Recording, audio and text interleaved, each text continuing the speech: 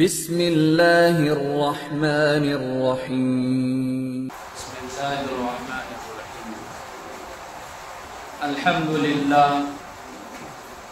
الحمدللہ وکفا وسلام علی عباده الذین اصطفى اما بعد فاعوذ باللہ من الشیطان الرجیم بسم اللہ الرحمن الرحیم قد افلح من تزکى وذكر اسم ربه فصلى بل تؤثرون الحياة الدنيا والآخرة خير وأبقى إن هذا لفي الصحف الأولى صحف إبراهيم وموسى صدق الله العظيم.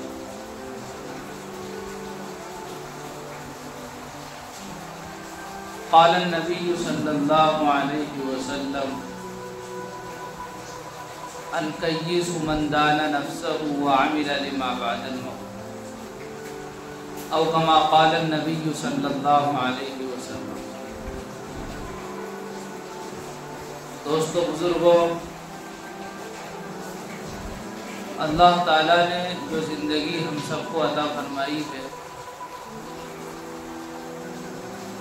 یہ زندگی آخرت کو بنانے کے لیے عطا فرمائی. اللہ تعالیٰ نے اس دنیا کی زندگی کے بعد ایک زندگی اور رکھی ہے جس کو آخرت کی زندگی کہا جاتا ہے، اخروی زندگی کہا جاتا ہے. یہ دنیا کی زندگی چند روز کے لیے ہے، ایک وقتی زندگی ہے، اور آخرت کی زندگی دائمی زندگی ہے، ہمیشہ ہمیش کے لیے. اللہ تعالیٰ نے دنیا میں یہ جو چھوٹی سی زندگی عطا فرمائی ہے، آخرت کی بڑی زندگی کی تیاری کے لیے.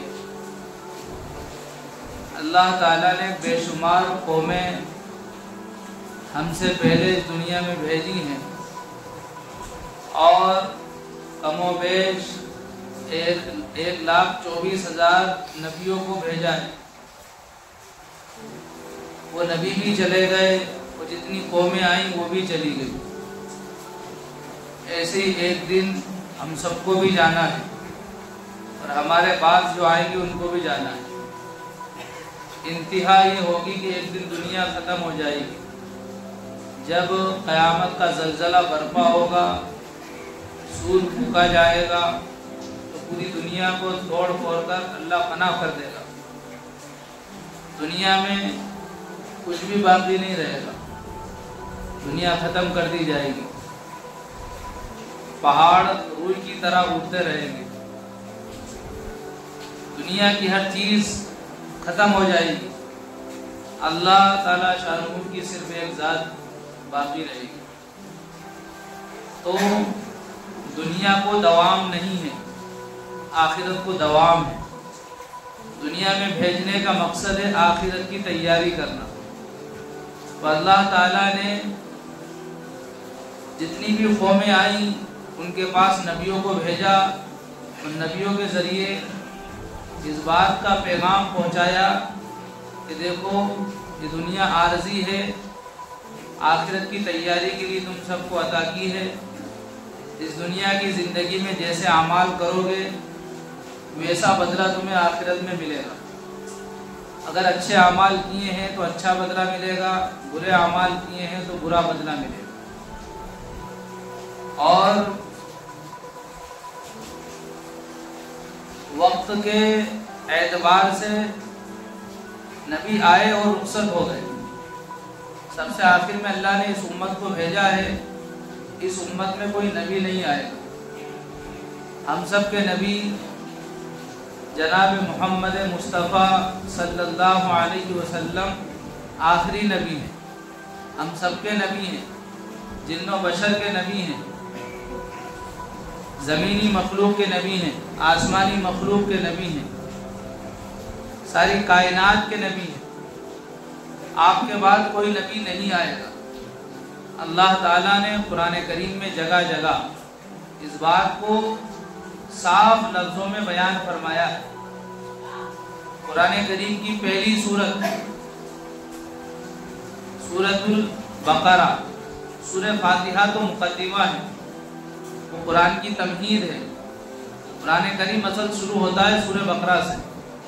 तो सूरत बकरा के अंदर अल्लाह ताला ने फरमाया वमा उन्ज़िला इलैका मिन क़ब्ल,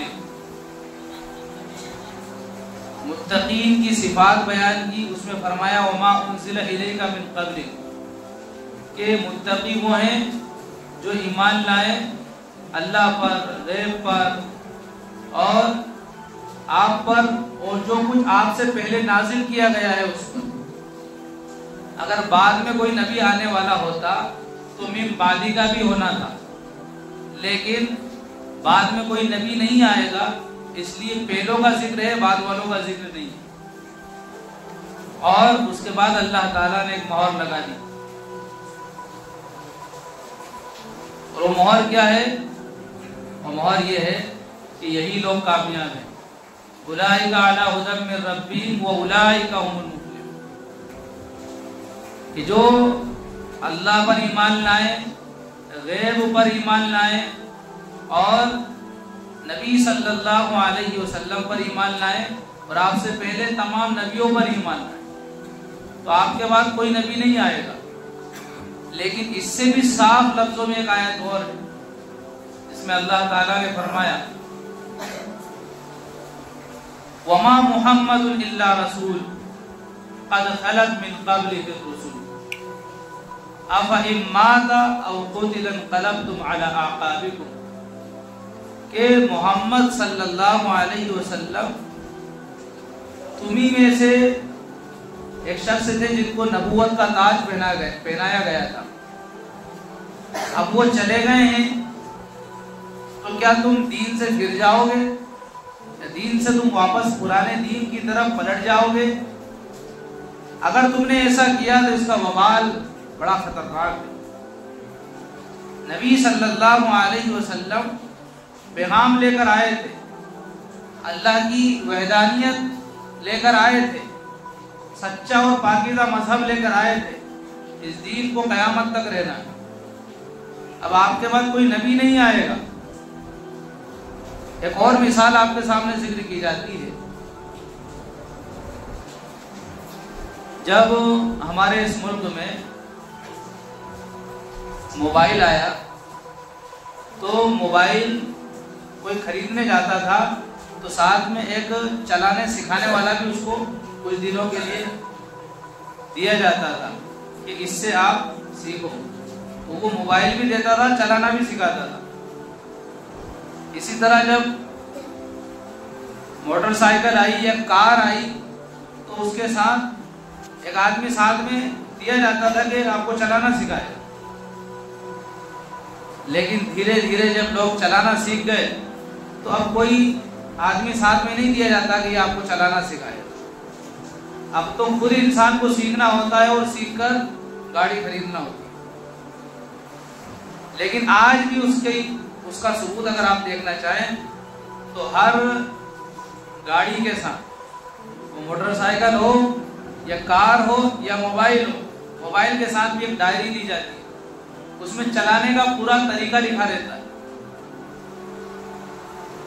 पूरा तरीका उसके अंदर लिखा रहता है। तो ऐसे ही नबी आते थे, उम्मत को अल्लाह के हकाम समझाते थे, और जब उनकी मियाद मुकर्रर जो थी वो खत्म हो जाती तो अल्लाह नबी को बुला लेता था।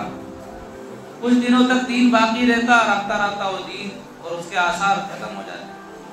अल्लाह ताला ने आखिरी नबी सल्लल्लाहु अलैहि वसल्लम को भेजा और आपके साथ में वो डायरी, वो कुरान की शक्ल में हमेशा के लिए दे दी गई है कि इसको देखकर तुम्हें जिंदगी गुजारो। समझने के लिए चंद बातें भी काफी हैं, और अगर समझना ना चाहें तो किताबों का अंबार भी ना काफी है, बातों की तिवालत भी काफी नहीं है, समझने के लिए चंद जुमले भी काफी हो जाते हैं।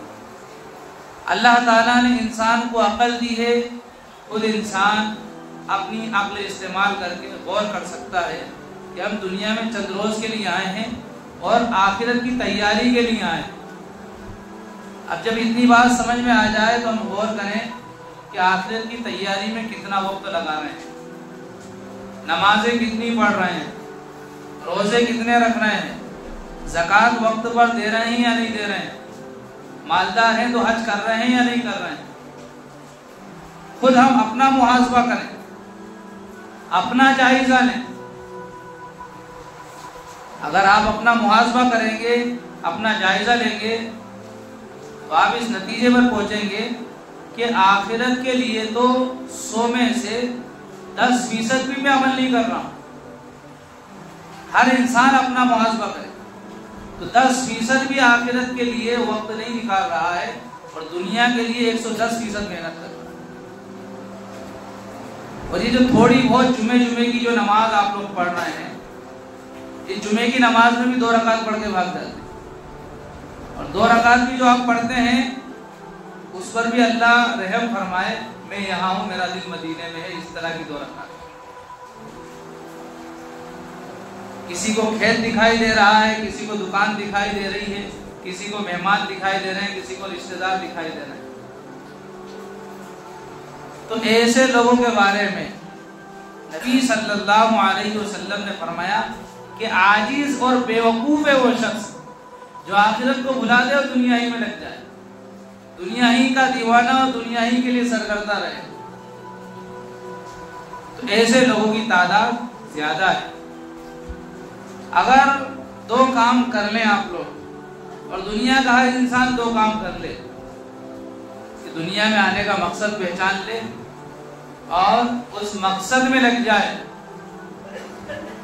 اور اس میں کامیابی کے لیے جو حالات آئیں ان کو برداشت کرے۔ یہ 2 کام اگر کر لے انسان تو اللہ تعالیٰ کا وعدہ ہے کہ دنیا میں عزت کی روزی عطا فرمائے گا، چین و سکون کی زندگی عطا فرمائے گا، اور مرنے کے بعد جو زندگی ہے اس میں جنت عطا فرمائے گا۔ ان 2 الفاظ کی کافی لمبی تشریح ہو سکتی تھی، میں وضاحت نہیں کر رہا ہوں، اس لیے کہ اس پر کئی مرتبہ تفصیل سے بیان بھی کر چکا ہوں۔ تو بزرگوں غور کرو، اپنے دنیا میں آنے کے مقصد کو پہچانو اور اس مقصد کے تحت زندگی گزارو۔ بس ایک بات اور ذکر کر دیتا ہوں کہ جب کسی انسان کے اندر جذبہ پیدا ہوتا ہے کہ یار مجھے آخرت کے لیے محنت کرنا چاہیے، اپنی آخرت کی فکر کرنا چاہیے، تو وہ زیادہ سے زیادہ نماز شروع کر دیتا ہے۔ بس رمضان آتا ہے تو روزے کھول کر دیتا ہے۔ روزے اگر رکھ لیے تو زکوٰۃ نہیں دیتا ہے، زکوٰۃ اگر دیتی ہے تو سارے مال کی زکوٰۃ نہیں دیتا، گیہوں کی زکوٰۃ دی ہے تو چنے کی نہیں دیتا، سویابین کی زکوٰۃ نہیں دیتا، مسور کی زکوٰۃ نہیں دیتا، اور اگر سب چیزوں کی زکوٰۃ دے رہا ہے تو اپنے آپ کو بہت بڑا دیاوان سمجھے گا، اور جس کو زکوٰۃ دے رہا ہے اس کو بھکاری سمجھے گا۔ یہ ساری چیزیں شریعت کے منافی ہیں۔ سارے اعمال جو اس طرح کے رویوں کے ساتھ کیے جا رہے ہیں اللہ کو بالکل بھی پسند نہیں ہے۔ اللہ کو وہی عمل پسند ہے جو خالص اللہ کے لیے کیا جائے، اس لیے فرمایا الا للہ الدین الخالص، کہ یاد رکھو کہ دین یعنی تمام عبادات صرف اللہ ہی کے لیے، اگر ذرے کے برابر بھی اس میں کسی چیز کی آمیزش ہے تو وہ اللہ کے یہاں قبول نہیں ہوگی۔ اس لیے الاخلاص فی العبودیۃ، یعنی اخلاص کا عبادتوں میں ہونا یہ ضروری ہے، انتہائی ضروری ہے۔ اخلاص کے بغیر کوئی بھی عمل اللہ کے یہاں قابل قبول نہیں۔ تو جہاں ہم احکام کی طرف آئیں تو ان میں اخلاص پیدا کریں، اور جب اعمال میں آ گئے ہیں، اخلاص پیدا ہو گیا ہے، تو ہم معاملات کی طرف بھی توجہ دیں۔ ایسا نہیں ہو کہ ہم تو نیک بن گئے اور ہم اچھے مقام تک پہنچ گئے اور دوسرے لوگوں کو حقیر سمجھنا شروع کر دیا۔ اگر دوسروں کو حقیر سمجھ رہے ہیں تو بھی خطرے میں ہیں۔ جس اللہ نے آپ کو توفیق دی ہے، آپ کو نوازا ہے، آپ کو سجدے کرنے والا اور عبادات کرنے والا بنایا ہے، اسی اللہ نے اس کو گمراہی میں پٹک رکھا ہے جس کو آپ حقیر سمجھ رہے ہیں۔ اس لیے حقیر نہ سمجھے بلکہ ان کی اصلاح کی فکر کریں، ان کی اصلاح کی فکر کریں۔ یہ دو باتیں۔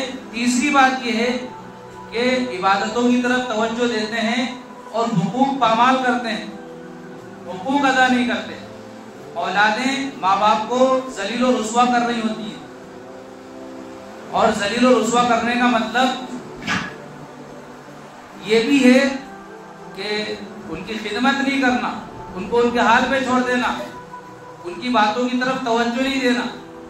آپ کو کوئی حکم دے آپ اس کی بات نہیں سنو تو مطلب یہ ہے کہ آپ نے اس کی بے عزتی کر دی، کہ آپ کو اس نے آواز دیا آپ نے سنا نہیں، آپ نے اس کی بے عزتی کر دی۔ تو ذلیل کرنے کے بہت سارے طریقے ہیں، اور عزت دینے کا ایک ہی اصول یہ ہے کہ آپ کی وجہ سے ان کا دل نہ دکھے۔ عزت دینے کا سب سے بڑا اصول یہ ہے کہ آپ کی وجہ سے ان کا دل نہ دکھے۔ تو آج بہت کم خوش نصیب ایسے ماں باپ ہوں گے کہ ان کی اولاد سے ان کا دل نہ دکھا ہو، تو حقوق کی طرف توجہ نہیں دیتے۔ اسی طرح ماں باپ اگر خوش ہیں تو بہنوں کو ناراض کر رکھا ہے، ماں باپ بھی خوش ہیں بہنیں بھی خوش ہیں تو بیوی کو پریشان کر رکھا ہے، بچوں کو پریشان کر رکھا ہے، یا رشتہ داروں پر ظلم کر رکھا ہے۔ کہیں نہ کہیں جا کر حقوق کے معاملے میں ہم پھنس جاتے ہیں۔ تو جس طرح عبادات ضروری ہیں، عبادات میں اخلاص ضروری ہے، اور اخلاص کے ساتھ ساتھ جو ہے دوسروں کو عزت دینا بھی ضروری ہے، اسی طرح سے حقوق ادا کرنے بھی ضروری ہے۔ اس لیے میں آپ کو ایک آخری بات بتا کر بات ختم کر رہا ہوں کہ اگر حقوق کی مثال دیکھنا چاہیں آپ تو ایک اصول شریعت کا کہ چھوٹی سی بات کو بتا دیا جاتا ہے تو بڑی بڑی باتیں خود اس میں شامل ہو جاتی ہیں۔ بڑی بات کو بیان کیا جاتا ہے تو ہو سکتا ہے کہ چھوٹی بات کی طرف دھیان ہی نہ جائے۔ جب اللہ تعالیٰ چھوٹی سے چھوٹی بات کو ذکر کر رہا ہے تو بڑی سے بڑی بات تو خود اس میں شامل ہے۔ نبی صلی اللہ علیہ وسلم فرماتے ہیں کہ جبرائیل علیہ السلام برابر میرے پاس وحی لاتے رہے اور پڑوسیوں کے حقوق بیان کرتے رہے۔ مجھے ڈر ہونے لگا کہیں ایسا تو نہیں ہو جائے کہ پڑوسیوں کو وراثت میں حصہ دینا پڑے، اتنے حقوق ہیں پڑوسی کے۔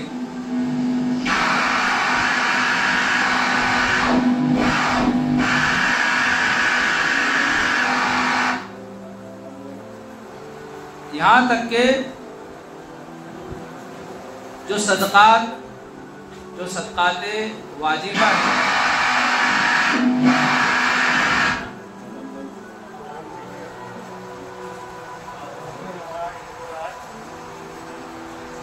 وہ بھی ابھی اجازت نہیں دے رہا بیان کرنے کی۔ بہرحال سب کے حقوق ادا کریں، بڑوں کے بھی، چھوٹوں کے بھی، اپنوں کے بھی اور پرایوں کے بھی۔ پرایا کوئی نہیں ہوتا، ہم اس کو پرایا سمجھ لیتے ہیں۔ جب پڑوسی کے حقوق ہے تو پھر پڑوسی بھی پرایا نہیں ہے، ہم اس کو سمجھ لیتے ہیں۔ تو سب کے حقوق ہیں، ہم سب کے حقوق ادا کرنے والے بنیں اور احکام پر آئیں۔ دنیا جتنی مقدر میں لکھی ہے مل کر رہے گی، لیکن اس کا یہ مطلب نہیں ہے کہ آپ گھر میں بیٹھے رہیں کہ مقدر کا رزق تو منہ تک آ جائے گا، تو نہیں آئے گا، محنت کرنا پڑے گی۔ اللہ تعالی ہم سب کو آخرت کے لیے جینے مرنے والا بنائے، اخلاص کے ساتھ اعمال کرنے والا بنائے، ایک دوسروں کے حقوق ادا کرنے والا بنائے۔ آمین۔ وآخر دعوانا ان الحمدللہ۔